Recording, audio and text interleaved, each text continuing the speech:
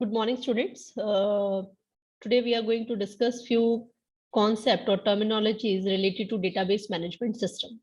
This one is the revision tour. कुछ terminologies मैं आपको क्लास में पहले भी करवा चुकी हूँ या आप 11th में भी कर चुके होंगे. उनमें से कुछ नए भी हैं जो हम आज डिस्कस करने लगे हैं. First one is that you can see on my screen is relation. Relation क्या है?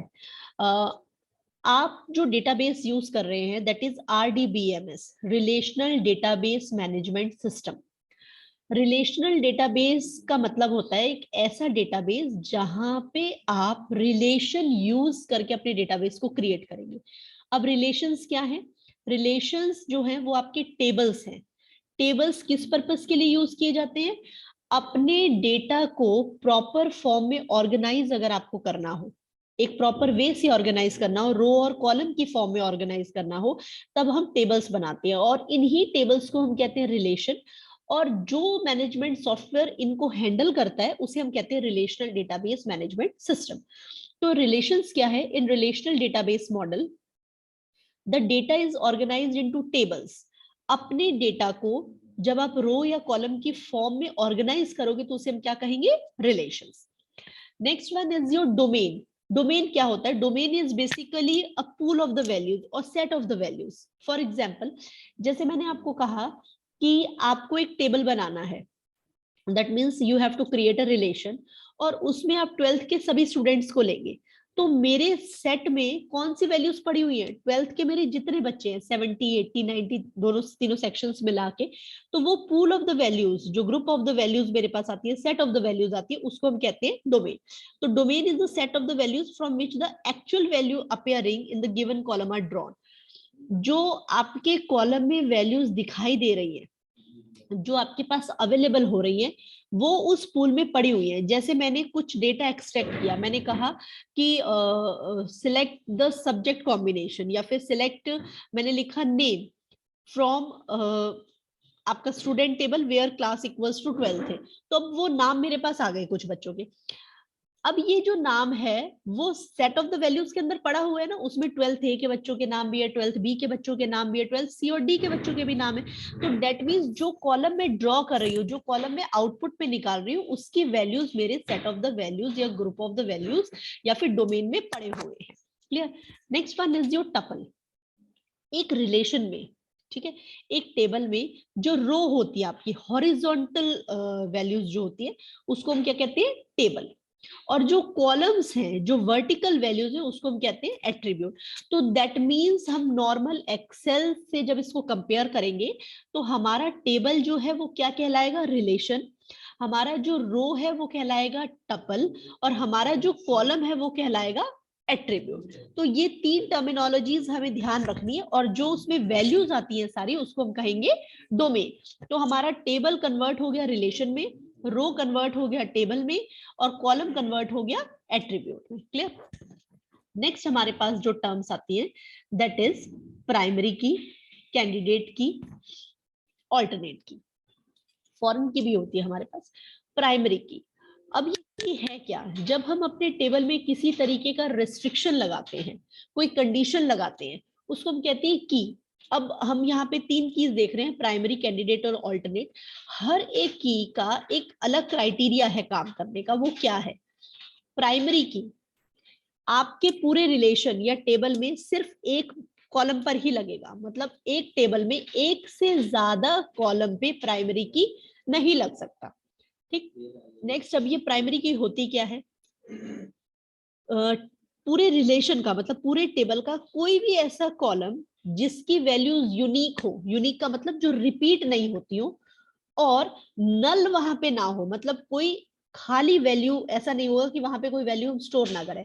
जब ये दो कंडीशंस किसी जगह पे फॉलो हो रही हैं तो उस कॉलम को हम प्राइमरी की का नेम दे सकते हैं. दैट मींस प्राइमरी की क्या है? एक यूनिकली आइडेंटिफाई करने वाला कॉलम और जिसकी वैल्यू नल नहीं हो सकती, वो आपकी क्या है? प्राइमरी की. Is this clear? हर एक टेबल में कम से कम हर एक टेबल में एटलीस्ट एक प्राइमरी की अगर हम बनाएंगे तो हमारे लिए उस टेबल की वैल्यूज को कंपेयर करना इजी हो जाता है। और हर एक टेबल में एक ही प्राइमरी की बनती है, चाहे कंडीशन हर एक कॉलम पे फॉलो हो रही हो। मान लो सारे कॉलम ही ऐसे हैं, या फिर 2 या 3 कॉलम ऐसे हैं जिसमें आपका जो कॉलम है उसकी वैल्यूज यूनिक भी है, नल भी नहीं है, मगर बनाएंगे हम किसी सिर्फ एक को ही, तो हर एक टेबल में एक ही प्राइमरी की एग्जिस्ट करती है। ठीक, नेक्स्ट कैंडिडेट।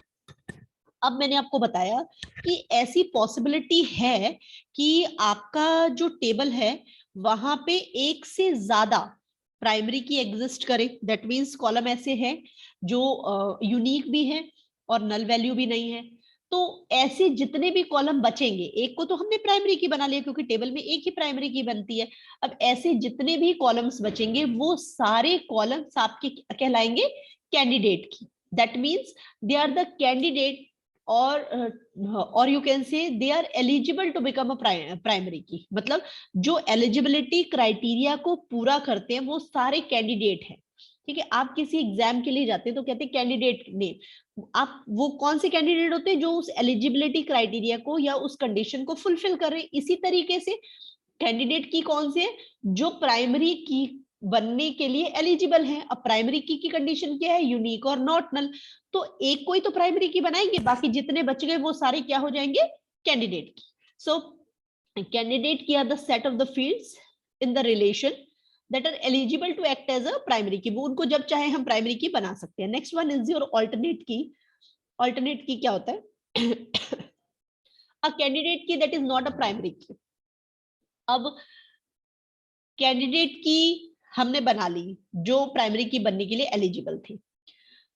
अब उसमें से एक को तो मैंने प्राइमरी की बना लिया, बाकी जो बच गया दूसरा मेरा क्या हो जाएगा, ऑल्टरनेट की। हम हर एक काम के लिए ऑल्टरनेटिव रखते हैं ना। ऑल्टरनेटिव का मतलब अगर हमारा फर्स्ट काम जो फर्स्ट प्रायोरिटी है या फर्स्ट पर्सन है उससे नहीं हो पाया तो दूसरा हमारे पास एक्शन प्लान क्या है। सिमिलरली एक रिलेशन में एक टेबल में बहुत सारे कॉलम्स हैं, they are eligible to become a primary key. एक को प्राइमरी की बना दिया, बट इन केस उस प्राइमरी की को लेके किसी तरीके की कोई प्रॉब्लम आती है तो हमारे पास ऑल्टरनेटिव क्या है, वो कैंडिडेट की में से ही तो हम कुछ ले सकते हैं। तो जो कैंडिडेट की बचती है जिसको हमने प्राइमरी की नहीं बनाया वो हमारी क्या हो जाएगी, ऑल्टरनेट की। Next one is your language. Whenever you create any kind of query, it comes under either DDL, DML or TCL. DDL is your data definition language or data description language and DML is your data manipulation language. अब क्या difference है, data definition language जैसे आपको database को define करना है आपको table को डिफाइन करना है, इन सब के केस में आप जो लैंग्वेज यूज करोगे वो कौन से होगा, DDL।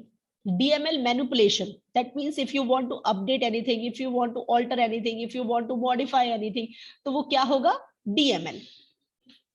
Next one is your whenever you create any kind of a query, आपने DDL क्वेरी बनाई है, DML बनाई है या TCL बनाई है, हर एक के केस में आपको जब कुछ वैल्यूज को इंसर्ट करना पड़ता है तो you have to provide the data types.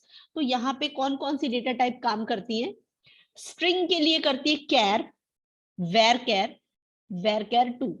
अब ये कैर और वेर कैर में क्या डिफरेंस है, कैर मतलब कैरेक्टर जहां पे फिक्स्ड लेंथ होगी, जैसे हम लिखते हैं कैर 10, कैर 20, कैर 30।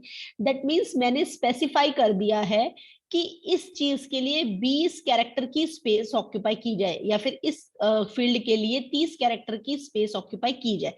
अब जो आप कंटेंट दे रहे हैं वो 20 का भी हो सकता है कैरेक्टर्स का, 15 का भी हो सकता है, 8 का भी हो सकता है। अब अगर मैंने स्पेसिफाई कर दिया और कंटेंट मेरा छोटा है साइज से तो वो सारा स्पेस जो है वो वेस्ट जाने वाला है क्योंकि मेमोरी में उसको मैंने कंज्यूम करके तो रख ही लिया है। अब अगर हम वेर कैर लेते हैं तो दैट मीन्स वेरिएबल कैरेक्टर, कुछ वैल्यू फिक्स नहीं है, साइज फिक्स नहीं किया, जितना आएगा उतना एंटर होगा। मान लो किसी का नेम 3 अल्फाबेट का है राम, किसी का नाम 6 अल्फाबेट्स का है, किसी का नाम 12 अल्फाबेट्स का है। तो अगर मैं कैर लेती हूँ, मैंने 20 साइज ले लिया तो 3 वाले में बहुत वेस्ट होगा, उसके बाद 7 वाले में होगा, फिर उसके बाद 8 वाले में होगा, बट किसी में नहीं भी वेस्ट हो सकता। बट अगर मैंने वेर कैर ले लिया तो जिस हिसाब से नाम है बाकी वाली वैल्यूज जो है वो मेमोरी को कंज्यूम नहीं करेंगी, वो उसको फ्री कर देती है। Next one is your numeric data type. Numeric data type में आपके पास नंबर है, इंट है, फ्लोट है, डेसिमल है। फ्लोट आपका जो है वो पॉइंट्स वाली वैल्यूज के लिए यूज होता है, इंट इंटीजर वैल्यूज के लिए यूज होता है। और अगर आपको डेट एंटर कराना है, जैसे date of birth, date of joining अगर अपने टेबल में एंटर करानी है, तो उसके लिए हम क्या लेते हैं, date data type. Next one is your selection and projection. हमारे पास दो टर्म्स आती हैं। Selection in relational algebra returns those table in a relation that fulfills the condition. Or projection is a relational algebra that returns column in a relation that given in the attribute list. मतलब जब हम कोई condition देते हैं तो उस condition को fulfil करने वाले जो रो हैं वो उस रो को अगर आपको दे दे तो वो हो गया सिलेक्शन। और अगर कंडीशंस जो है वो एट्रीब्यूट मतलब कॉलम वाइज फुलफिल हो रही है और कॉलम रिटर्न हो रही है तो वो क्या हो गया, प्रोजेक्शन। ये एक रिलेशनल अलजेब्रा है, मतलब एक मैथमेटिकल कैलकुलेशन है एक रिलेशनल टेबल में सबसेट निकालने के लिए। सबसेट किसका, या तो रो का सबसेट, मतलब पूरी टेबल में मान लो 10 रो थी, मुझे मेरी कंडीशन के हिसाब से 3 रोज ही फुलफिल हो रही है तो वो 3 मेरे पास आउटपुट में आ जाएंगी, तो वो क्या हो गया, सिलेक्शन। अगर प्रोजेक्शन किया, मैंने कोई कंडीशन दे दी, मेरी 4 कॉलम्स जो है आउट ऑफ 10 वो कॉलम उस कंडीशन को फुलफिल कर रहे हैं, तो मेरे वो 4 कॉलम आपके आउटपुट स्क्रीन पर शो हो जाएंगे। तो वो सबसेट किसका होगा, कॉलम्स का, उसको हम क्या कहेंगे, projection. Next one is union.